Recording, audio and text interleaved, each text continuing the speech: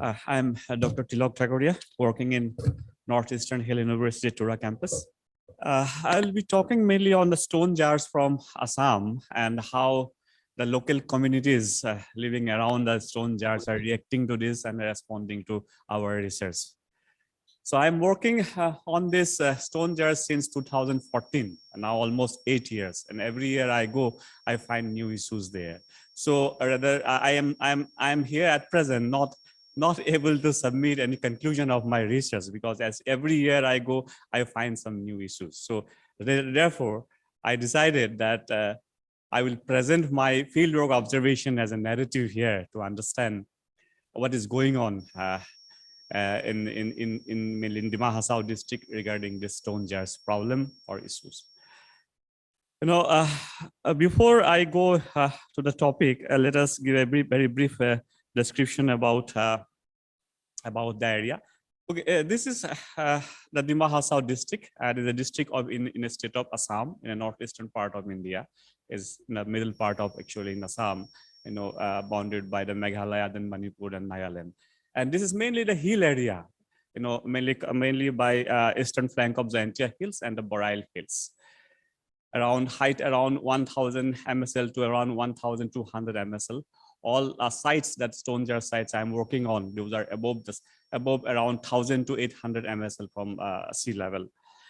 It's very difficult to work there because working in a plain area in archaeological sites and working in the hill areas in the remote is very difficult. Sometimes you have to walk around 6 hours to 8 hours to reach a site. You have to climb hills.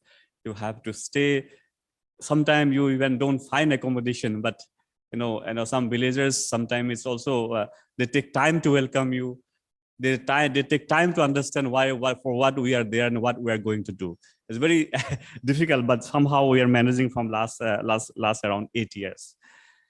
So the stone jars of Northeast India actually first reported by Mills and Hutton in their article called Monolithic Stones from North Kasar in Journal of Royal Aesthetic Society in 1930. So after that, they have reported actually 5 sites, and they have also given their observational interpretation. So I'll come to that in the middle part of my presentation. After Mills and Hutton, it was Ursula Graham Bauer who was there in among the Jemi villages in North Kasar during the Second World War time. She has not found any sites, but she has also given some memories of Jemi Nagas regarding the stone jars. After Ursula Bauer, there are some scholars who has visited the sites, has given passing remark about stone jars, but have not done any detailed work.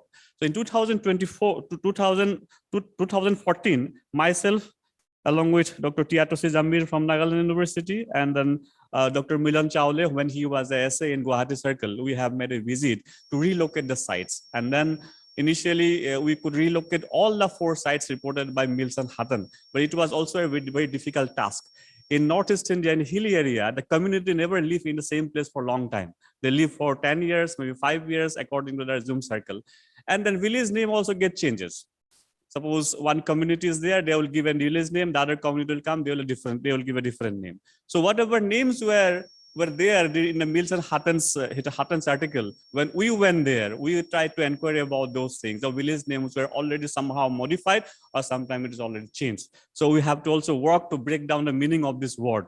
Like for example, there was a site called Dibra.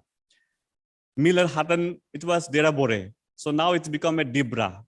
So it was very difficult for us. Then we went to Dima linguist. We got one professor of Dima linguist. Then we have asked him the meaning of all this word. Then he has given us that Dibra means joining of 2 streams. And then we tried to locate that, is there any village where 2 streams meet together? And then near the Haflong, we found one locality like that, and we went there. And then the site that Mills and Hutton mentioned as a Derabore, we could locate there. So now, in 2000, after 2016, 2014, 2016, again with Milan Chawla, we went there. And then we tried to clean up. We did some scientific clearance at a site called Dubungling. And then we found some more jar buried in the soil. And then also we found some engravings. And 2022, the North Kasar Autonomous Council Department of Archaeology, they have invited us, myself and Dr. Uttam Bathari from Guwahati University. Then we did explorations mainly in near to Meghalaya border, and then we could locate 3 more new sites. Now, all total we have 11 sites in Dima Hasao now. These are the details of the sites. Now, this lower Saikam that 2020 we have discovered, then Harakelo 2020, Thaimoling 1 and Thaimoling 2 that we discovered in 2020. And then this Lungmila, it was reported in 2017 by State Department of Archaeology, Assam. Now in 2020, what we did a GPS recording. We used GPS and also by this handheld GNSS system. We recorded jars from each and every jar from Nungchumbunglo, Dubungling, and Lungmilai. And you know what came up that Nungchumbunglo is having more than 546 jars, and this is probably one of the one of the largest jar sites, stone jar sites maybe in the world. In Laos also, though you know all you know about the Laos. Laos recently got the World Heritage status about the stone jars. Even in site number 1, they are having nearly 400 jars in Jianghuang province, site number 1. But here in Nungchumbunglo, we have 554, but we could not complete the task because it was very difficult to work. It was around 1000 MSL. And by around 12:30 only, it's comes cold breeze come that we cannot stand there. So we have to work from around morning around 8 o'clock. Only 2-3 hours we could walk top of the hill. So we could not finish. I hope that maybe if we go for next year, we may get some more sites. Here is a topography. You can see that location of the sites. Now, how these jars look like? These jars look like this. So that's general view, because I don't want to discuss each and every sites about the jars because that is not main topic of this presentation now. So generally, these jars look like this. This has a cavity, and there are different 6 main morphological varieties are there. But the basic one is this. This one is the basic shapes. Then, oh, sorry, yeah. This one is a basic shape. This got broken actually. This otherwise it has a conical point. It is to keep the jar stand straight on the soil. And this has a hollow cavity, and some jars are such a big that one person can go inside. Such kind of jars we have seen in Dubungling. Myself and Dr. Tosabhanda Pradhan both went inside the jars. Such a big that is in a life size. And then this is the distribution of Nungchumbunglo jars, 554 jars, and we are hoping that maybe in next fieldwork we may find more jars in Nungchumbunglo. And this is from Lungmilai, second largest jar site in Dima Hasao. Now let us discuss that how these communities living in Dima Hasao they are responding and reacting to our research and what they think about the stone jars. Dima Hasao 71% populations are, as per the constitution, we call them scheduled tribe, but we can also call them indigenous communities. So main tribes are there are Dimasa Kosari, Karbi, Jeminaga, Hamer, and Baite. And then some minor tribes are there: Harangkhol, Khasepanaras, Rongmai Nagas, and Kima and Baipei. So now Dimasa populations are more in Dima Hasao, and that is how they got the status of Dima Hasao Autonomous Council. And after the council is formed in the name of Dima Hasao, now Dimasa communities are culturally, politically, economically is very strong in that area.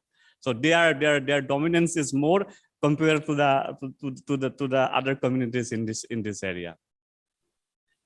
Now, if you see the history of Dima Hasao Kosaris actually they came to Dima in Dima Hasao in 1563. There was a conflict. Actually, their capital was in Dimapur. Now that Rajabari area where their remains are there. They had a conflict with Ahoms in 1953, and they came upwards till the Maibang. Maibang was the second capital of the Dimasa Kosaris. Now Maibang is in Dima Hasao. And again in around 1700, they had a fight with the Jaintia Rajas. Then they migrated to the Khaspur, now in the Kasar area. So Dimasas actually they migrated to to the Dima Hasao in 15th century, 1563.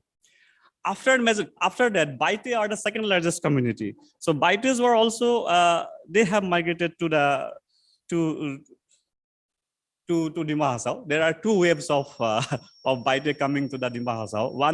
One wave says that the legend says that there is a king called Lamlilai who came to Dima Hasao through South China via Mizoram to the Dima Hasao and the Zentia Hills. But there is no date. This is just legend.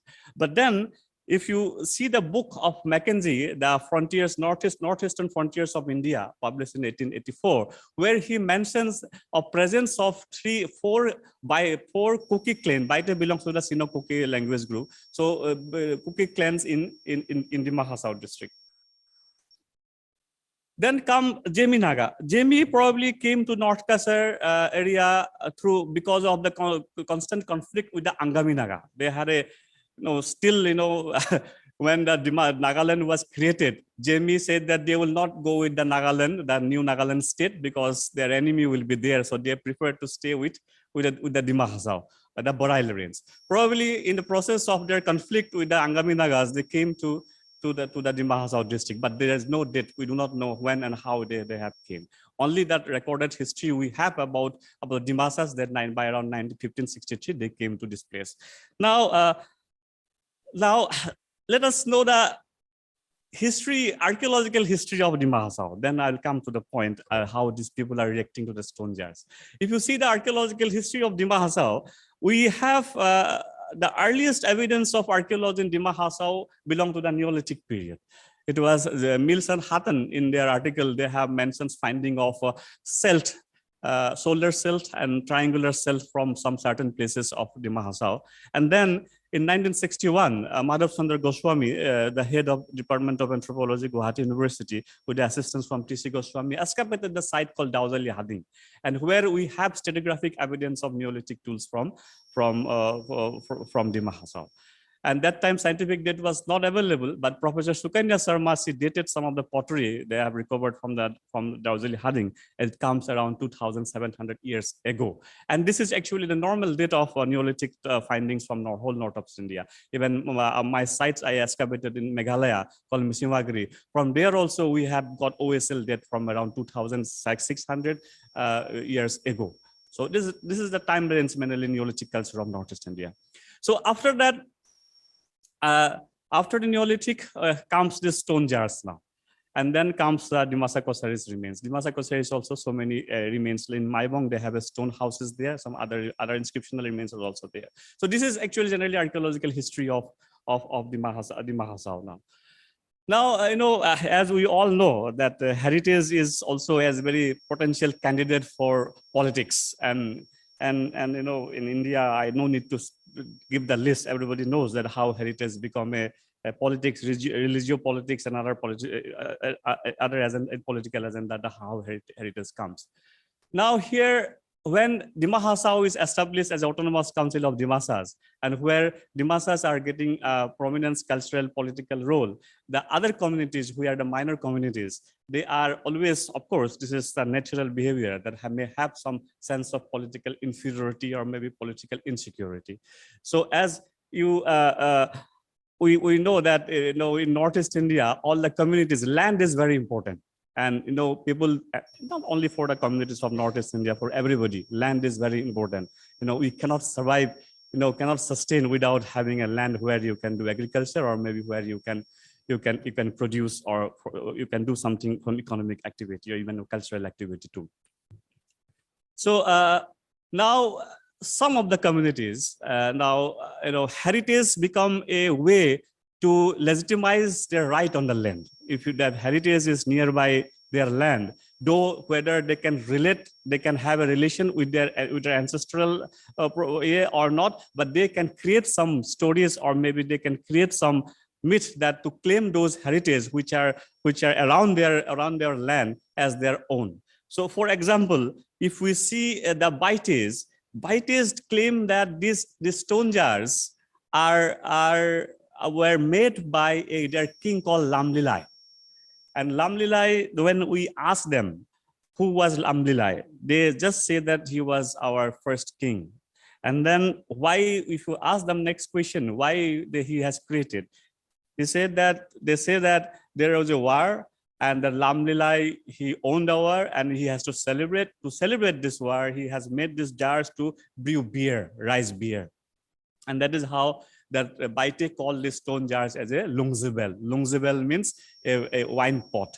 And if you see a parallel of this history, this kind of story, you'll also find in Laos. Even Laos also, they say same way that these huge stone jars actually were created to brew rice beer. So you can see that common concept of creating history, considering the shape and size of these jars. And then they say that there are three kind of stones they identify.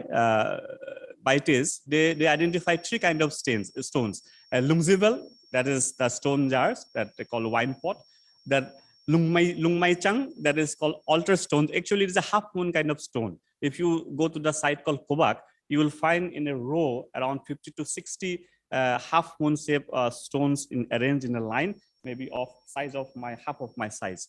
So those, they call it as a altar stones. Then Lamlira Lungpong, this is the memorial. So they say that this is a memorial stone of Lamlilai. And what are these actually? These are nothing, only the celt, stone celt, that Neolithic cell they find around their habitation, around when they find during their Jum cultivation. They call this is in the memory of Lumnilai, they have created those things. So now you can understand that how the communities, they are trying to create or relate themselves by creating history, or maybe giving the name of the legendary king with the artifact having nearby.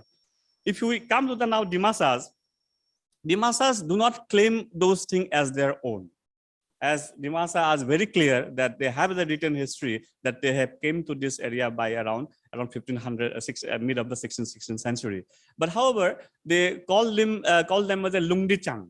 Lungdichang means a place where water may be accommodated, but they have no story to say or no story to relate with their ancestor.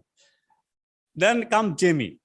Most of the sites are actually near the Jemi villages. And Jemi is also very clear. In fact, Ursula Bauer in her book called Nagapat, she has mentioned that how Jamis used to collect beads from inside the stone jars.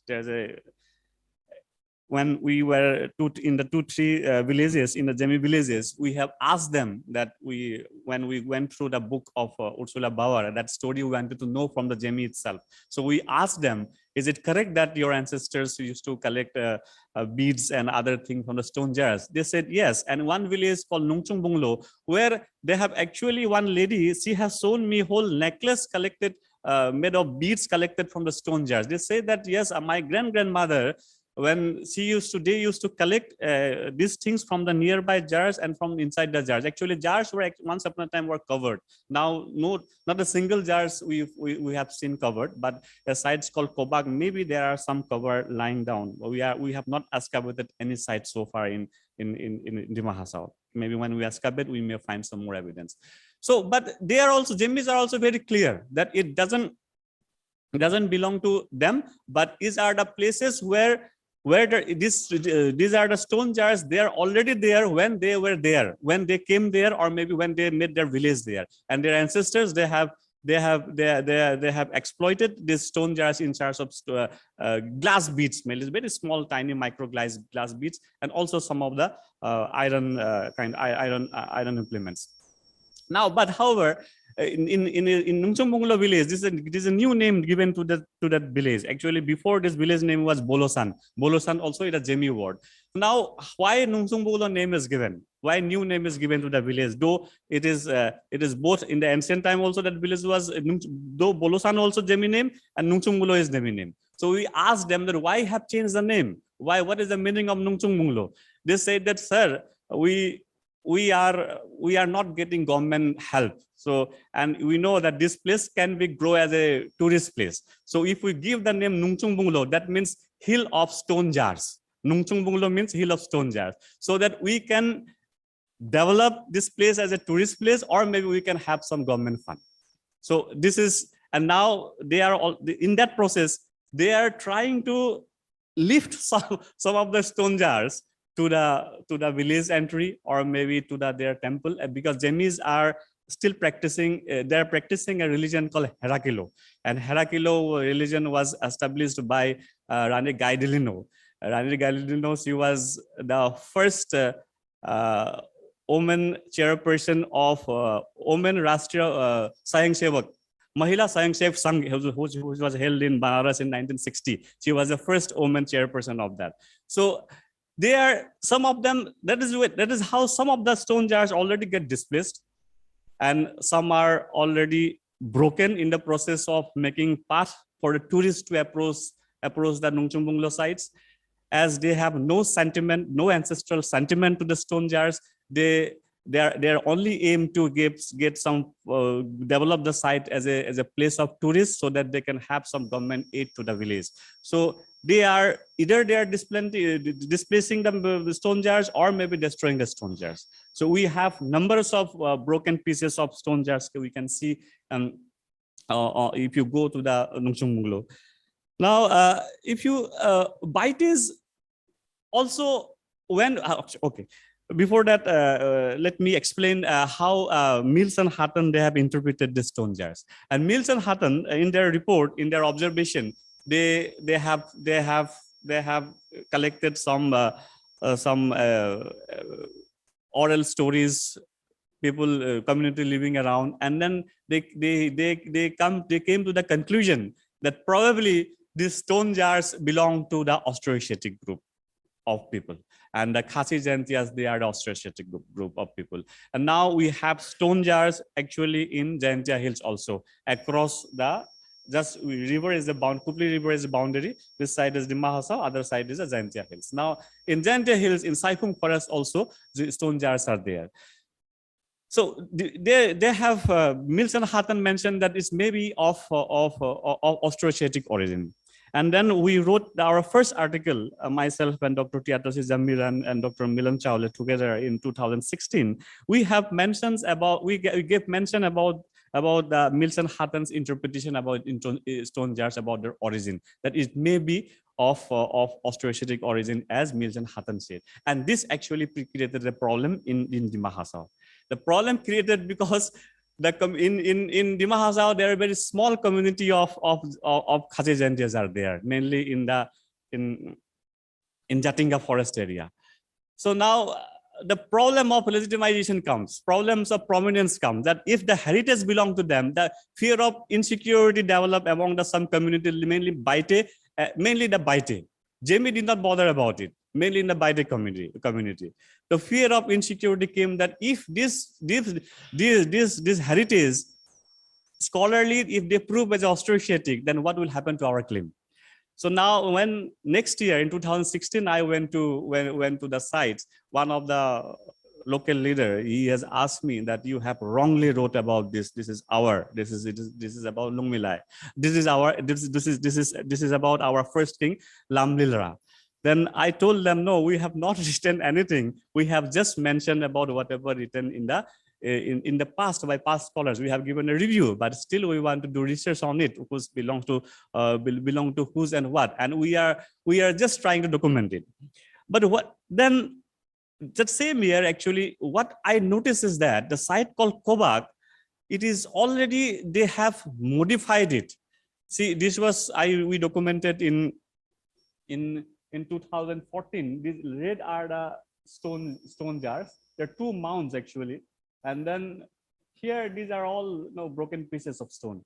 And then this was the original condition of stone jars in 2014. Then we have recorded. But then when we went in 2016, that Louis Chewan was with me from Australia. So when we went there, they have arranged these stone jars in a row, so that they have a memory here of Lamlirai, and they have created those things in a row like a garden. Then I asked them, why you have arranged this way? They say that this belongs to our King Lamlirai, so we have arranged this in a way so that it look beautiful. So there is no sense of well, as they it is very obvious that as they don't have ancestral sentiment with the stone jars, maybe that is why maybe they have tried to construct something which may look more prominent. So like this way, is this sites I have not been since 2016 because it is I don't know what we can do there because already they have lifted everything and then there is nothing much as archaeologists to do now. Only thing is that from where they have lifted that area, maybe we can excavate and we can see if there is something behind, something beneath. Now, as I mentioned that we do not know much about these stone jars. If you ask me as an archaeologist, we do not know who built it and what kind of material culture they used to have. We do not know so far because since last 8 years of work, we have not excavated a single site. We are only trying to document, only trying to do surface archaeology, and also only trying to understand their morphology and the depth of that cavity and how people think and how people react about the stone jars. But maybe by next year, maybe we may go for a small excavation. If you see the comparison, yes. If you see the comparison with the Laos has material culture. Kolani, when she excavated, Magdalena Kolani, when excavated, she found material culture from in and around the jar. And when Dogole Aurelia excavated, then also they have found material culture along with the skeleton remain. And dates are also coming very early.